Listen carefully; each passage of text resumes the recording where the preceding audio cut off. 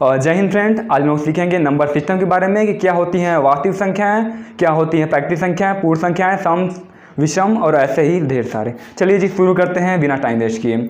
सबसे पहले हम लोग जानेंगे कि संख्या होता क्या है। ठीक है, संख्या देखिए 3 प्रकार के होते हैं, वास्तविक संख्या, काल्पनिक संख्या, मिश्रित संख्या। ठीक है, हम लोग देखते हैं कि वास्तविक संख्या क्या होती है।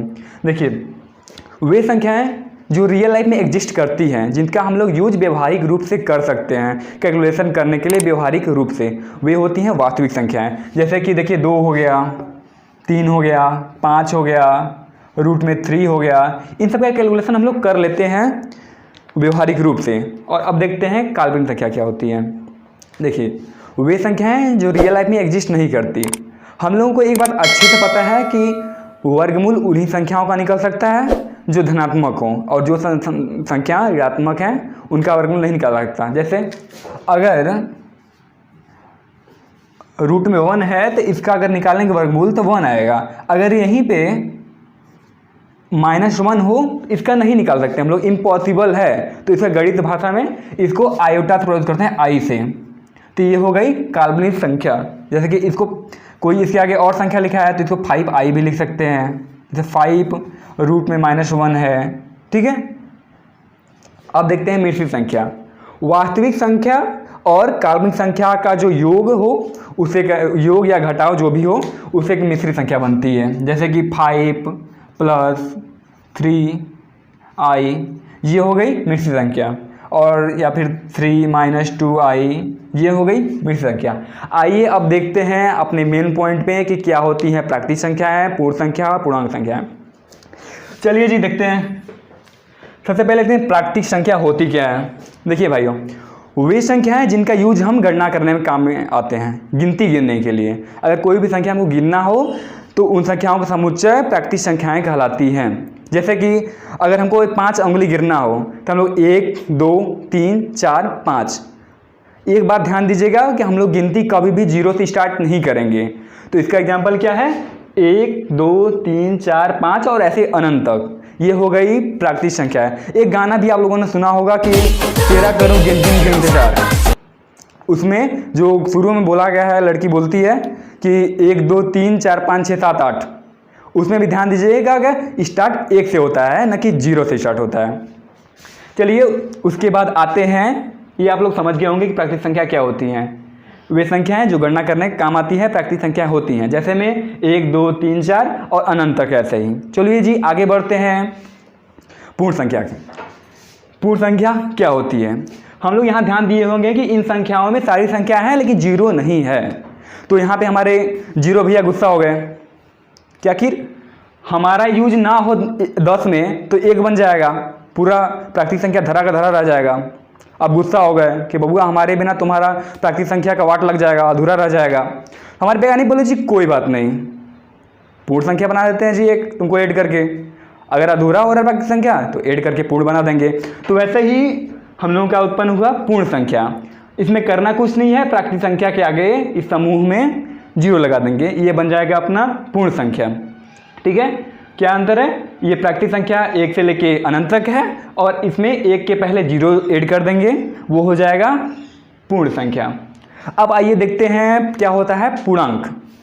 पूर्णांक संख्या क्या होती हैं। देखिए धनात्मक संख्याएं, शून्य सहित धनात्मक संख्याएं और ऋणात्मक संख्याओं का जो समुच्चय होता है, यानी समूह यानी गुच्छा, जो भी कहें आप अपने भाषा में, वो होते हैं पूर्णांक। ठीक है, क्या बोले हमने कि शून्य सहित धनात्मक तथा ऋणात्मक संख्याओं का जो समुच्चय होगा वो कहलाएगा आपका पूर्णांक। ठीक है, इधर देखिए जो प्लस करके लिखा हुआ है, इसको इंग्लिश में पॉजिटिव इंटीजर भी बोलते हैं, तो इसमें कंफ्यूज नहीं होंगे अगर क्वेश्चन में आएगा इंटीजर तो। ठीक है, तो ये इतना पार्ट हो गया आपका पॉजिटिव इंटीजर। ठीक है, धन पूर्णांक। और इधर वाला हो गया निगेटिव इंटीजर। ठीक, और ये दोनों में नहीं आता 0। ठीक है, आई होप कि कोई समझने में दिक्कत नहीं आ रही होगी। आइए अब देखते हैं कि सम संख्या क्या होती है। और हाँ, एक बात ध्यान रखिएगा कि जो प्राकृतिक संख्या है उनको हिंदू और अरबी संख्या भी बोलते हैं। कई क्वेश्चन में पेट जैसे कि टेट का एग्जाम होगा तो उसमें पूछ लेता है कभी कल कि 1 से लेकर 100 तक हिंदू और अरबी संख्याओं का जो योग होगा कितना होगा। अगर हम लोग पता ही नहीं रहेगा कि क्या होती हैं हिंदू अरबी संख्या तो हम लोग कभी नहीं कर पाएंगे। तो याद रखिएगा कि जो प्राकृतिक संख्या होती हैं उनको हिंदू अरबी संख्या भी कहते हैं। चलिए अब देखते हैं कि क्या होती हैं सम संख्याएँ। तो भाइयों वे संख्याएं जो 2 से कट जाए, 2 से विभाजित होता है, वो होती हैं सम संख्याएं। जैसे में 2 खुद है, ये 2 से कट जाएगा, 2 एक का 2 कट जाएगा, ठीक। ये हो गया 8 हो गया, ये भी 2 से कट जाएगा 4 बार में। 6 हो गया, ये भी कट जाएगा 3 बार में 2 से, ठीक। तो वे संख्याएं जो 2 से कट जाएं पूरा पूरा वे होती हैं सम संख्याएं। जैसे कि हो गया अपना 2, 4, 6, 8, ठीक है, ऐसे ही और सारे। तो चलिए अब देखते हैं क्या होते हैं अपने विषम संख्याएं, ठीक है। देखिए विषम संख्या का परिभाषा अगर अपने भाषा में बोलें तो वो है कि वे संख्याएं जो 2 से विभाजित ना हो, सब कुछ हो लेकिन 2 से विभाजित ना हो, वे होती हैं विषम संख्याएं। जैसे कि एक, हमें ये बताइए क्या कभी 2 से कटेगा पूरा पूरा? दशमलव में आएगा लेकिन पूरा पूरा कभी नहीं कटेगा। एक बात ध्यान रखिएगा कि पूरा पूरा कटना चाहिए न कि दशमलव में। दशमलव में तो कोई भी संख्या कटी जाएगी ज़बरदस्ती, चाहे कैसे भी करके, ठीक है। तो पूरा पूरा करना चाहिए। ये 3 हो गया, क्या कभी 3 से 2 से कटेगा? तो कभी नहीं कट सकता 2 से। 5 हो गया, 7 हो गया, ठीक है। तो ऐसे ही जो 2 से ना कटे वो होती है विषम संख्या। चलिए अब देखते हैं कि क्या होती है अभाज्य संख्या। ये क्वेश्चन अधिकतर पूछा जाता है कि इसमें से अभाज्य संख्या कौन है, क्या है, ठीक है। इसको थोड़ा ध्यान से देखिएगा क्या होती है अभाज्य संख्या।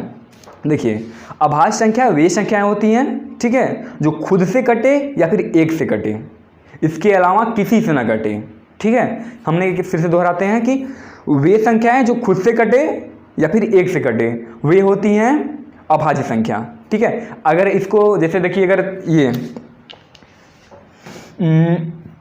3 है, ठीक है, 3 को या फिर 3 ही काटेगा, 3 का 3 या फिर 1 काटेगा, 1 टाइम 3, ठीक। इसके अलावा कोई संख्या नहीं काट सकती 3 को, ठीक है। अगर दूसरे भी अगर शब्दों में बोलें तो वे संख्याएं जिनका केवल और केवल 2 गुणनखंड हो वे होती हैं अभाज्य संख्याएं। जैसे देखिए 3 है, 3 का एक गुणनखंड 3 होगा और 3 का दूसरा गुणनखंड 1 होगा।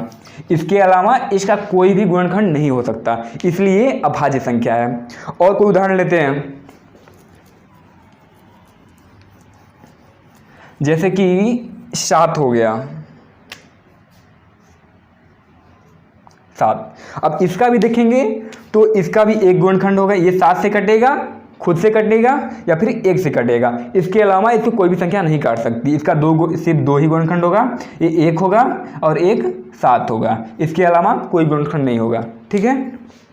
और देखिए एक इम्पॉर्टेंट रूल के ये क्या यहाँ गया। और एक चीज़ ध्यान दीजिएगा, यहाँ पे आप लोग सोच रहे होंगे कि 2 तो विषम संख्या है, ठीक है, 2 से कट जाता है, सॉरी सम संख्या है, फिर क्यों है? अब और एक जो विषम संख्या है जो किसी से नहीं कटता, 1 से कटता है, वो क्यों नहीं है? हमने ये बताया था कि उसका 2 गुणनखंड होना चाहिए, एक खुद और एक संख्या 1, ठीक है। अब देखिए 1 है, अरे 1 का गुणनखंड जो होगा 1 ही ना होगा। अब 2 बार लिख लें, कोई मतलब तो है नहीं 2 बार लिखने का, ठीक है। अब 2 है, जैसे अब देखिए तब ये अभाज्य संख्या में नहीं आएगा 1, क्योंकि इसका एक ही गुणनखंड हो सकता है और वह है सिर्फ 1, ठीक है। और अभाज्य के लिए होना चाहिए कम 2, सिर्फ और सिर्फ 2 होना चाहिए गुणनखंड। अब देखते हैं 2 का। अब देखिए अगर 2 है तो इसका भी एक गुणनखंड होगा और एक 2 होगा। इसके अलावा बताइए कोई और हो सकता है? तो डेफिनेटली नहीं हो सकता, इम्पॉसिबल है इसके अलावा इसका गुणनखंड होना। इसलिए 2 भी है, इसमें कंफ्यूज नहीं होंगे। काफ़ी बच्चे इसमें कंफ्यूज होते हैं कि 2 है कि नहीं, तो एक चीज़ ध्यान रखिएगा कि 2 भी अभाज्य संख्या है।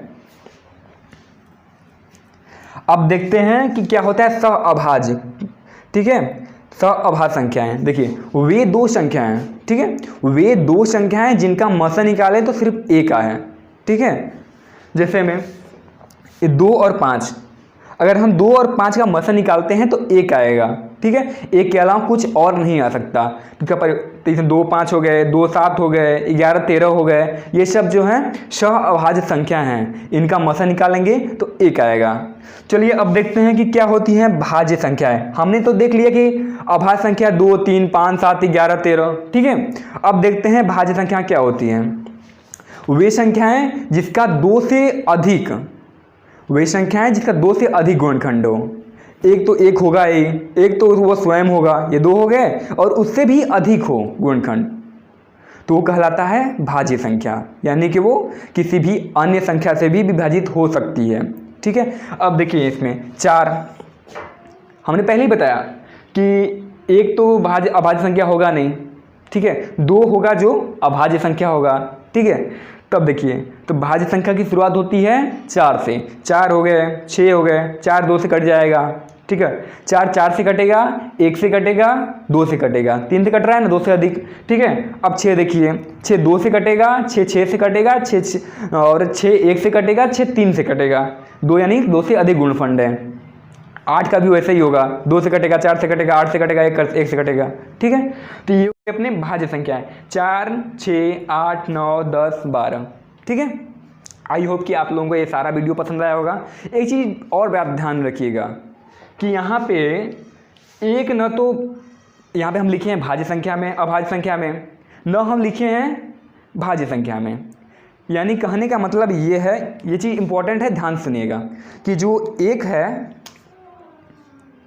संख्या 1 जो है वो न तो भाज्य है न तो अभाज्य है, ठीक है। तो आई होप कि वीडियो समझ में आया होगा। अगर समझ में आया होगा तो लाइक कीजिएगा, अन्यथा मत कीजिएगा लाइक, ठीक है। और भी कोई क्वेश्चन हो, कोई डाउट हो तो लाइक शेयर एंड कमेंट। जय हिंद, मिलते हैं नेक्स्ट वीडियो में।